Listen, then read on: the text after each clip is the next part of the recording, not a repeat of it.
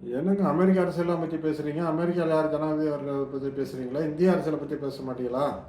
இந்தியாவில் பிரதமர் அவர்களுக்கு நம்ம ஆளுக்கு யாருக்கு வாய்ப்புகள் ஆப்பர்ச்சுனிட்டி இருக்குன்னு சொல்லலாமேன்னு கேட்டாங்க. அது குறித்து தாங்க இந்த பதிவு.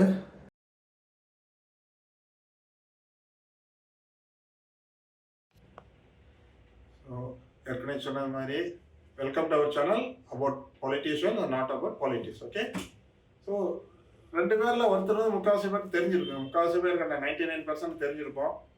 அவர் பேர் வந்து அண்ணாமலை. அதுக்கு மேலே அவரை பற்றி நான் ஒன்றும் சொல்ல தேவையில்லை, எல்லாருக்கும் தெரியும். இவர் வந்து ஐபிஎஸ், அதுவும் எல்லாருக்கும் தெரியும். பிஜேபி தலைவர், தமிழ்நாட்டில் ஃபேமஸு. இந்த இருக்கார் பாருங்க, அவர் தான் நம்ம லெஃப்டில் இருக்கார் பாருங்க, அவர் பேர் தாங்க சசிகாந்த் செந்தில், ஐஏஎஸ். சிலருக்கு தெரிஞ்சிருக்கலாம், எல்லாருக்கும் தெரியாது, நிறைய பேருக்கு தெரிஞ்சிருக்கலாம். பட் இவரை பற்றி தெரியாதவங்க தான் அதிகமாக இருப்பாங்க. நம்ம தமிழ்நாட்டுக்குள்ளேயே அண்ணாமலை வந்து இப்போ தமிழ்நாடை விட்டு அவர் all India, Karnataka all India லெவலே ஃபேமஸ். சசிகாந்த் வந்து நம்ம தமிழ்நாட்டுக்குள்ளேயே அவ்வளோ ஃபேமஸ் ஆகலைங்க இன்னும். ஆனால் ரெண்டு பேருக்கு நிறைய ஒற்றுமைகளும் இருக்குது, வேற்றுமைகளும் இருக்குது. நம்ம ரெண்டையும் பற்றி நம்ம பேச போகிறோம். உங்களுக்கு ஃபியூச்சர் இப்போ பழைய விஷயத்துலேருந்து இந்த அளவுக்கு எந்த அளவுக்கு எந்த இடத்துக்கு வந்திருக்காங்கன்னு பேசுவோம். இங்கேருந்து எங்கே போகிறாங்கன்னு நான் நினைக்கிறத பற்றியும் I am sharing my thoughts with you only. அதான் நான் இவங்களை பற்றி என்ன நினைக்கிறேன், ரெண்டு பேருமே என்னுடைய மதிப்புக்குரியவர்களாக தான் நான் நினைக்கிறேன்.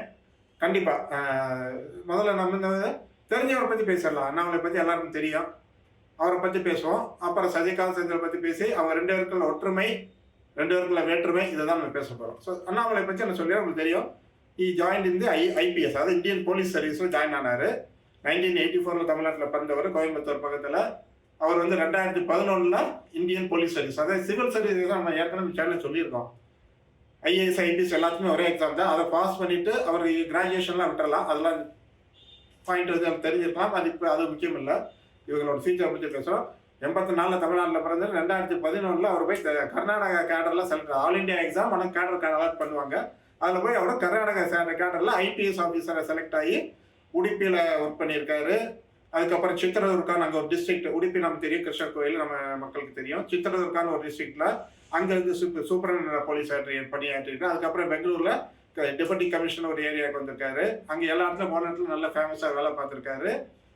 அங்கே வந்து சிங்கம்னே சொன்னாங்க அவர் போலீஸ். அவருக்கு நம்ம சிங்கம் சூர்யா படத்தில் வந்த மாதிரி அவர் வந்து ஒரு நேர்மையான ஐபிஎஸ் ஆஃபீஸர் அங்கே வேலை பார்த்து ரொம்ப வெற்றிகரமாக இருந்துட்டு 2011 போனவர் 2019 மக்கள் பணிக்கு அதை விட நான் அரசியல் இருந்துன்னா இன்னும் கொஞ்சம் அதிகமாக பணியாற்ற முடியுங்கிற ஒரு நம்பிக்கையில் அந்த ஐபிஎஸ் வேலையை உதறி தள்ளிவிட்டு சொந்த மண்ணான தமிழ்நாட்டுக்கு வர்றாரு. இங்கே வந்தவர் என்ன பண்ணுறாரு, பிஜேபியில் ஜாயின் பண்ணுறாரு. இது எல்லாருக்கும் தெரியும். அடுத்த வருஷத்தில் அவரை தமிழ்நாடு பிஜேபி தலைவர் ஆகிட்டாரு. அவரோட அதிரடி ஆக்ஷன்ஸ், அவரோட அதிரடி டாக்ஸு, அதை பற்றி நான் சொல்ல தேவையில்லை, மக்களுக்கு எல்லாரும் தெரியும். அதுக்கப்புறம் அவர் வந்து எலெக்ஷன் தமிழ்நாடு பிஜேபி தலைவராக இருக்காரு. அவரோட கோயலிஷன் பாலிடிக்ஸ் தெரியும், state level politics, central level politics அவர் பண்ணுறாரு. ஓகே, இதே இதில் ஒற்றுமை இன்னொன்று பக்கம் பார்க்குறப்ப சசிகாந்த் செந்தில், அது யாருங்கன்னு கொஞ்சம் பேர்ல நிறைய பேர் கேட்பீங்க. அவர் சொல்ல அவரும் தமிழ்நாட்டுக்காரங்க. அவரும் இதே மாதிரி சிவில் சர்வீஸ் எக்ஸாம் பாஸ் பண்ணுறாரு. இந்தியன் சிவில், அதுக்கு அதே சொன்ன மாதிரி ஐஏஎஸ் ஐபிஎஸ் ஐஆர்சி எல்லாம் ஒரே எக்ஸாம் தான். அவர் வந்து 2009 ஜாயின் ஆகிறார். அவர் வந்து 1979 பானு. சசிகாந்த் செந்தில் 79 பான் ஆகிறாரு. 2009 30 வயசுல அவர் இந்தியன் அட்மினிஸ்ட்ரேட்டிவ் சர்வீஸ், அதாவது கலெக்டர்னு சொல்லுவாங்க, ஐஏஎஸ்ல ஜாயின் ஆகிறாரு. 30 வயசுல ஜாயின் ஆகிறாரு. அண்ணாமலை 84 தான் பிறக்கிறாரு. அவருக்கு 5 வருஷம் கழித்து, ஆனால் 2 வருஷம் கல்வி 2010 ஜாயின் ஆகிறாரு. இவருக்கு ஒற்றுமை என்ன, இவர் கர்நாடகா தான் போகிறார். சசிகாந்த் செந்திலும் கர்நாடகாவுக்கு போகிறாரு. அங்கே இருக்க வேரியஸ் டிபார்ட்மெண்ட்ஸில் டிஸ்ட்ரிக்டில் ஒர்க் பண்ணுறாரு. யாருக்கான அவ்வளோ ஃபேமஸ் கிடையாது. இவருக்கும் அதே 2019 நாட்டின் அரசியல் ஜாயின் ஆக வேண்டும் என்ற இவருக்கும் ஒரு ஆசை வருகிறது. இவரும் அதே கர்நாடகா அரசியலிருந்து ரிசைன் பண்ணி, அரசியலிருந்து ரிசைன் பண்ணி தமிழ்நாட்டுக்கு சொந்த ஊருக்கு வர்றாரு. ஐஏஎஸை விட்டுட்டு வர்றாரு, மக்கள் பணியாற்றணும்னு. ஆனால் வித்தியாசம் இங்கேருந்து தொடங்குது ரெண்டு பேருக்கும். சசிகாந்த் செந்தில் காங்கிரஸில் ஜாயின் ஆகிறாரு. அண்ணாமலை பிஜேபி, காங்கிரஸில் ஜாயின் ஆகிறாரு. இவர் ஒரு என்ன சொல்றது, அண்ணாமலை அடிதடி அரசியல் கிடையாது. அவர் ஒரு ஆக்டிவ், அவர் பேசுறது எல்லாமே ஒரு பாப்புலர் ஃபிகர் மாதிரி. சசிகாந்த் செந்தில் வந்து ஒரு அண்டர் பிளேயாகவே இருக்காரு. அண்டர் பிளேன்னு சொல்ல போனோம்னா அவ்வளோ அவரை பற்றி தெரியாமே இருக்காரு. ஆனால் அவர் ரொம்ப ஆக்டிவாக அண்டர் கிரவுண்ட் பாலிட்டிஷியன். அண்டர் கிரவுண்டா சரியான வார்த்தை கிடையாது, அதுக்கான ஈக்குவலண்ட் வார்த்தையை சொல்ல முடியாது. அதாவது அமைதியான அரசியல் செய்யறா. அண்ணாமலையோட அரசியல் ஆர்ப்பாட்ட அரசியல் அப்படின்னு சொல்லலாமா? தப்பான ஆர்ப்பாட்டம் தப்பான வார்த்தை நான் நினைக்கல.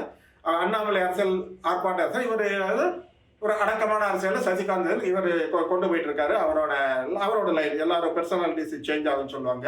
அவர் அந்த மாதிரி போறாரு. அடுத்து வேறு ஸ்டெப்ஸ்ல வரப்ப அண்ணாமலை வந்து பாப்புலர் ஆகிட்டே வராரு. அடுத்து 2023 கர்நாடகா எலெக்ஷன் வந்தது, வித்தியாசங்கள் வந்தது. இன்னொரு சிமிலாரிட்டி வருது. பிஜேபி கர்நாடகாவுக்கு பிஜேபிக்கு பொறுப்பாளராக அண்ணாமலை நியமிக்கப்படுகிறார். சசிகாந்த் செந்தில் அதே கர்நாடகாவுக்கு காங்கிரசின் பொறுப்பாளராக நியமிக்கப்படுகிறார். அங்கேயும் அதே மாதிரி சசிகாந்த் செந்தில் வந்து ஆர்ப்பாட்டம் இல்லாமல் அரசியலை பண்ணி தெரியும். காங்கிரஸ் வந்துருச்சு கர்நாடகாவில்.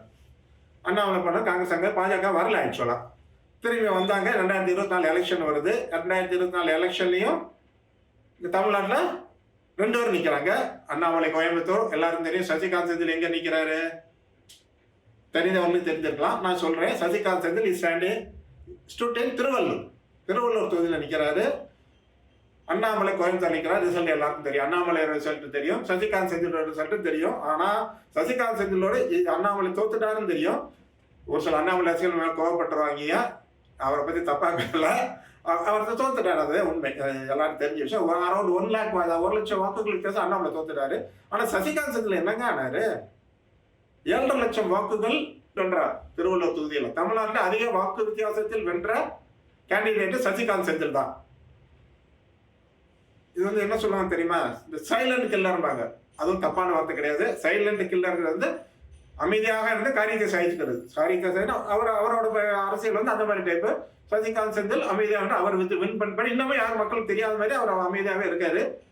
இப்போ அப்படி இதோட இவரோட வாழ்க்கை, அரசியல் வாழ்க்கை முடிந்ததுன்னு சொல்லிட முடியாது. அடுத்து ப்ரெடிக்ஷன். இப்போ ஃபியூச்சர்ல என்னன்னு நம்ம ப்ரெடிக்ட் பண்ணலாம்னா, அண்ணாமலை 2022 இந்தியாவின் பிரதமர் வந்துருவாருன்னு ஒரு ஜோசியம் வந்ததுங்க எலெக்ஷனுக்கு முன்னாடி.